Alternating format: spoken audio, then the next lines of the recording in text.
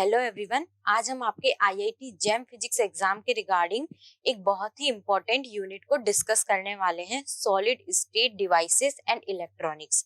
इस यूनिट के अंदर इन जनरल 3 सब्जेक्ट्स इंक्लूड होते हैं: सॉलिड स्टेट फिजिक्स, इलेक्ट्रॉनिक्स या analog electronics and digital electronics या बुलियन अलजेब्रा।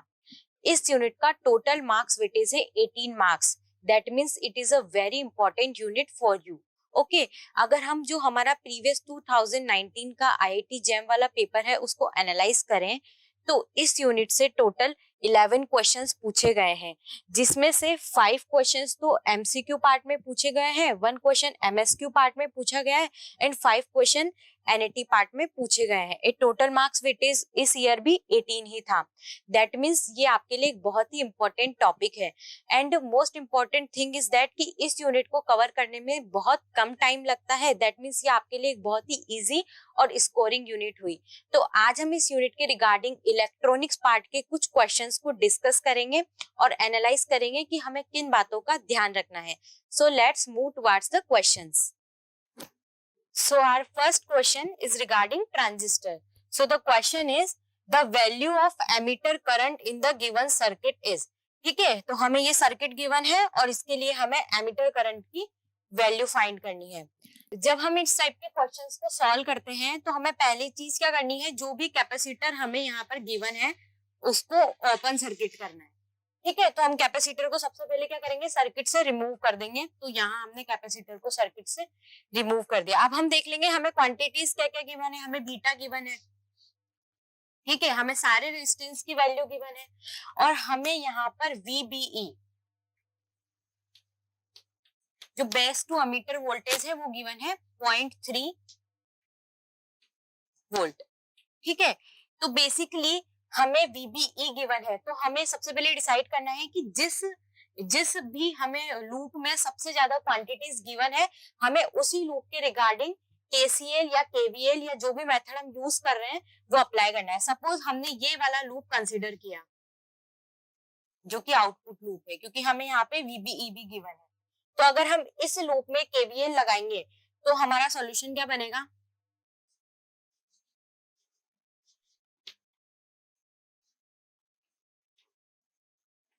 ठीक है, KVL लगाएंगे तो हम यहाँ से स्टार्ट करेंगे। प्लस VCC कितना है 10 वोल्ट, तो 10 वोल्ट इज इक्वल टू ये है 2 मेगा ओम और यहाँ पर जो करंट आ रही है वो क्या है, IB बेस करंट। तो यहाँ पर जो हमारा फॉर्मूला बनेगा वो 2, इसको हम किलो ओम में कन्वर्ट कर लेंगे, 2 into 10⁻³ kilo ohm into IB plus, अब हमें क्या है VBE गिवन है तो यहाँ पर हम VBE डिनोट कर लेंगे 0.3। देन यहाँ पर है करंट IE और ये हमारा है RE। ठीक है, रेजिस्टेंस रिगार्डिंग जो एमिटर सर्किट है उसके रिगार्डिंग, तो उसके लिए हम क्या कर लेंगे 2 इंटू IE हमारे को अननोन है, ये हमें फाइंड करनी है। अब IE फाइंड करने के लिए हमें यहाँ पे हिंट दिया हुआ है बीटा। ठीक है, तो सबसे पहले हम या तो IE को IB के टर्म्स में लिखेंगे या IB को IE के टर्म्स में लिखेंगे। तो उसके लिए हमें एक रिलेशन मालूम है that IE upon IB is equal to beta plus 1। ठीक है, तो सपोज हमने यहां से IE को रिप्लेस कर दिया बीटा प्लस 1 इंटू IB से, तो यहाँ पे सिंपली हमें क्या करना है, 10 is equal to 2 into 10⁻³ IB plus 0.3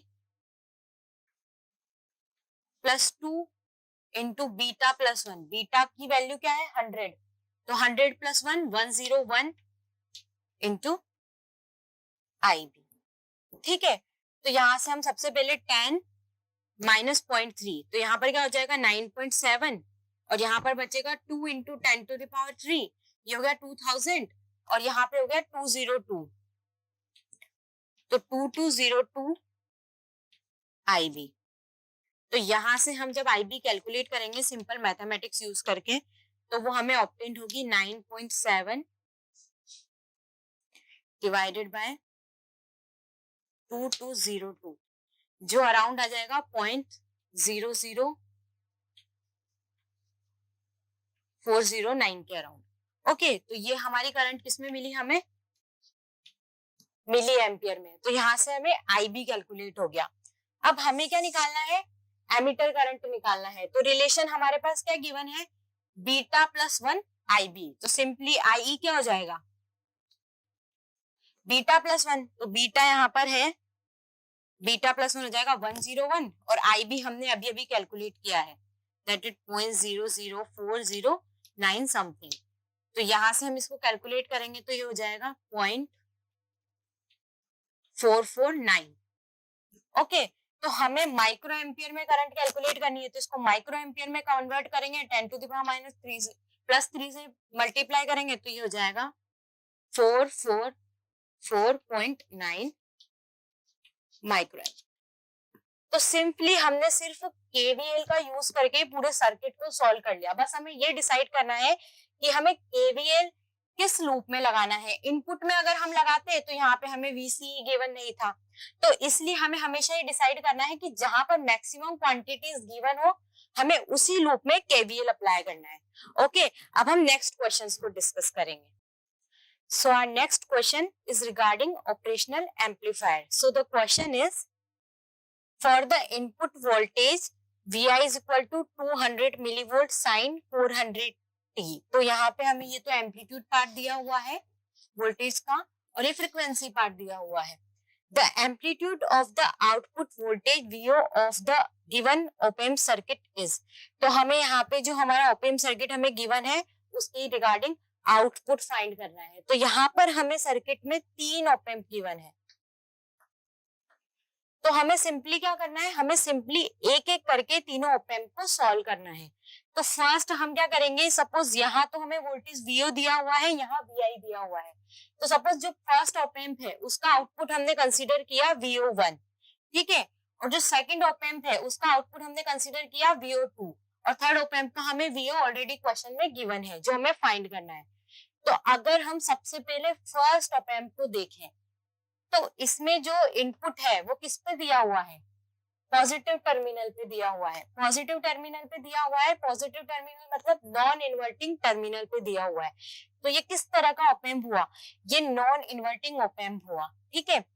और सेकंड जो हमारा op-amp है उसके लिए आउटपुट क्या हो जाएगा, उसके लिए इनपुट क्या हो जाएगा, जो हमारे फर्स्ट op-amp का आउटपुट आएगा VO1 वो सेकंड op-amp के लिए इनपुट हो जाएगा, और वो किस पे दिया हुआ है, इन्वर्टिंग टर्मिनल पे। तो ये op-amp हमारा क्या हुआ, इन्वर्टिंग टर्मिनल हुआ, इन्वर्टिंग op-amp हुआ। सिमिलरली जो सेकंड op-amp का आउटपुट है वो किस पे दिया हुआ है, थर्ड op-amp पे एज ए इनपुट दिया हुआ है। तो थर्ड op-amp पे जो इनपुट दिया हुआ है वो इन्वर्टिंग टर्मिनल पे दिया हुआ है, तो ये भी क्या हुआ, इन्वर्टिंग op-amp हुआ। इतनी इंफॉर्मेशन हमने ऑपरेशनल एम्पलीफायर से ले ली है। लेकिन अगर कहीं किसी स्टूडेंट को प्रॉब्लम होती है कि वो इन्वर्टिंग नॉन इन्वर्टिंग op-amp में कंफ्यूज होता है, तो वो इस क्वेश्चन को इन्वर्टिंग नॉन इन्वर्टिंग की कंडीशन यूज ना करके नोडल एनालिसिस से भी सॉल्व कर सकता है, वो भी मैं आपको एक्सप्लेन कर दूंगी। अब जो हमारा फर्स्ट op-amp है वो है non inverting op-amp। Non inverting op-amp के लिए जो आउटपुट का फॉर्मूला होता है वो क्या होता है, 1 + RF/R × VI, ठीक है। और जो इन्वर्टिंग वाला op-amp है उसके लिए होता है -RF/R VI, ठीक है। तो फर्स्ट फॉर्मूला हम लगाएंगे फर्स्ट op-amp में, क्योंकि ये नॉन इन्वर्टिंग है। तो यहाँ पे RF है 35 और यहाँ पे R1 दिया हुआ है 10, तो ये जाएगा 1 + 35/10 VI। VI हमें क्वेश्चन में गिवन है, तो ये हमारा रिक्वायर्ड VO1 की वैल्यू आ जाएगी। अब हम सेकंड op-amp को देखते हैं। सेकंड op-amp में जो हमारा VI हुआ वो क्या हुआ, VO1, और जो हमारा आउटपुट हुआ वो क्या हुआ, VO2। तो सेम फॉर्मूला अब हमें इसमें ये इन्वर्टिंग का फॉर्मूला यूज करना है। यहाँ पे RF है 35 और R2 है 10, तो -RF/R, तो 35/10 × VO1। VO1 हमने यहाँ से ऑब्टेन कर लिया, ठीक है। अब हम थर्ड op-amp पे आते हैं। सिमिलरली हमें थर्ड op-amp में भी क्या इन्वर्टिंग वाली कंडीशन यूज करनी है। तो यहाँ पे भी RF की वैल्यू है 35 और R3 है 10, तो सिमिलरली यहाँ पर भी क्या हो जाएगा, -35/10 × VO2। तो ये हमने यहाँ से VO2 समझ लो यहाँ पुट कर दिया। तो अगर हम देखें, हमें तो सिर्फ एम्पलीट्यूड बताना है, amplitude of the output voltage VO। तो एम्पलीट्यूड बताना है तो उसका मतलब ये है कि जो हमारा फ्रिक्वेंसी वाला पार्ट है उसको हमें कंसिडर नहीं करना है। जो वोल्टेज की जो फॉर्म होती है वो होती है V is equal to Vm sine या कोस, जो भी उसकी फ्रिक्वेंसी है, ओमेगा टी। तो ये फ्रिक्वेंसी पार्ट होता है, तो हमें इसको क्वेश्चन में इंक्लूड नहीं करना है, हमें सिंपली एम्पलीट्यूड फाइंड करना है। तो एम्पलीट्यूड यहाँ से डायरेक्टली हम सारी वैल्यूज को पुट करेंगे, सिर्फ साइन ओमेगा टी वाली वैल्यू को यहाँ से रिमूव कर देंगे, और जब इसको मल्टीप्लाई करेंगे तो हमारा रिक्वायर्ड वोल्टेज आएगा 11.03 वोल्ट। तो सिंपली हमें कुछ नहीं करना है, हमें सिर्फ अपने हिसाब से सर्किट को ब्रेक करना है और तीनों सर्किट्स को अलग अलग सॉल्व करके डायरेक्टली हमें यहाँ से आंसर मिल जाएगा। ओके, तो अब जैसे किसी स्टूडेंट को प्रॉब्लम होती है कि हम इन्वर्टिंग एंड नॉन इन्वर्टिंग में कंफ्यूज हो जाते हैं, तो नोडल एनालिसिस से हम वोल्टेज कैसे फाइंड करेंगे वो मैं अभी आपको एक्सप्लेन करूंगी, पहले आप इसे नोट डाउन कर लीजिए। सो बेसिकली नोडल एनालिसिस में हमें क्या करना है, सपोज हमें इस पॉइंट पे नोडल एनालिसिस अप्लाई करना है। तो सपोज हमने कंसीडर किया कि इस पॉइंट पे कोई वोल्टेज है VA, तो अब हम यहाँ से जितने भी सेट्स बन सकते हैं वोल्टेज के, वहां से हम नोडल अप्लाई करेंगे। तो सबसे पहले यहाँ से VA एक सेट ये बन गया, एक सेट ये बन गया। तो सपोज ये VA है, यहाँ पर वोल्टेज कितना है 0, तो फर्स्ट हमारा बना VA माइनस 0 ओवर R1, ठीक है। दूसरा हमारा बना VA minus VO1 over RF, ठीक है। ये 2 पॉइंट्स बन गए, इसके अलावा तो कोई पॉइंट नहीं बन रहा। अब इसको हम फर्दर सॉल्व करेंगे। VA by 10 plus VA by 35 minus VO1 by 35, इसको हम सिंपली मैथमेटिक्स लगा के सॉल्व करेंगे, तो हमारा जो फाइनल आउटपुट आएगा वो आएगा VO1 is equal to 1 plus 35 by 10 V1 VA। और यहाँ हम VA को VI लिख सकते हैं, क्यों? क्योंकि यहाँ पर हम क्या लगा सकते हैं, वर्चुअल ग्राउंड कॉन्सेप्ट, क्योंकि यहाँ पर क्या मिल रहा है, हमें नेगेटिव फीडबैक मिल रहा है। ऑप एम्प में जब भी नेगेटिव फीडबैक मिलता है तो हम क्या यूज करते हैं, वर्चुअल ग्राउंड कॉन्सेप्ट। उसमें क्या होता है, जो भी वोल्टेज यहाँ इस टर्मिनल पर होगा वही सेम वोल्टेज क्या होगा, इस टर्मिनल पर होगा। तो यहाँ पर हमारा वोल्टेज VI है, तो सिंपली हम VA को किससे रिप्लेस कर सकते हैं, VI से, ठीक है। और अगर अब हम इस फॉर्म को चेक करें तो ये एज इट इज वैसी फॉर्म है जो हमें नॉन इन्वर्टिंग आउटपुट के फॉर्मूले से मिलती है, ठीक है।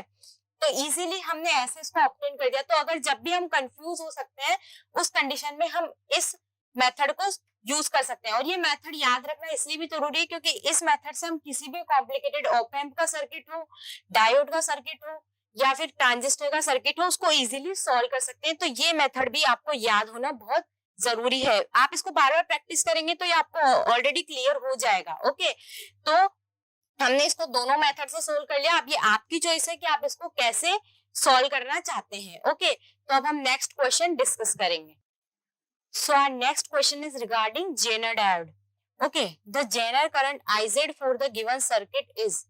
तो हमें यहाँ सिंपली एक सर्किट गिवन है और उसके लिए हमें जेनर करंट IZ क्या होगी, जो इस जेनर में से पास हो रही होगी, ठीक है, वो हमें फाइंड करनी है। तो एक बहुत ही सिंपल क्वेश्चन है, हमें सिंपली क्वेश्चन वहां से स्टार्ट करना है, जो भी हमें क्लू सबसे पहले हिंट हो रहा है हमें वहीं से क्वेश्चन स्टार्ट करना है।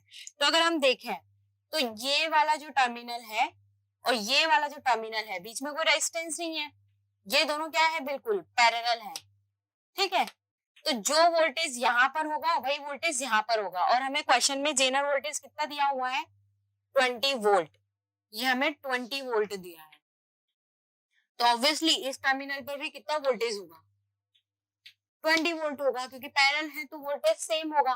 तो अगर हम इस जो रेजिस्टेंस में से करंट पास हो रही है वो हमें कैलकुलेट करनी हो, तो सपोज इसको हमने IL नाम दिया, तो IL क्या हो जाएगी हमारी, जो भी यहाँ पर हमारा वोल्टेज है, वोल्टेज VL कितना हुआ हमारे पास 20, और रेजिस्टेंस कितना दिया हुआ है 20 kilo ohm.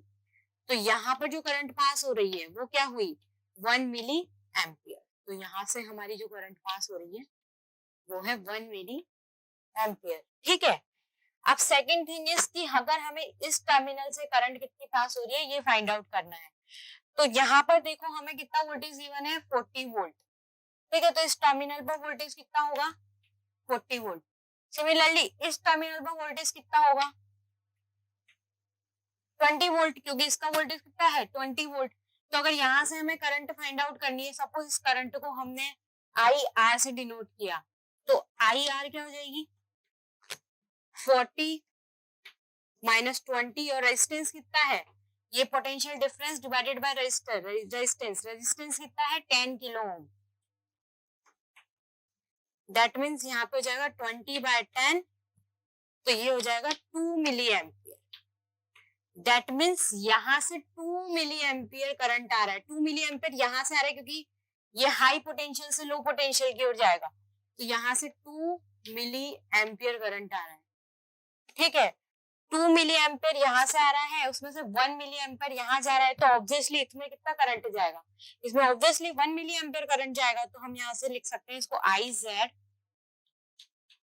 Is equal to IR minus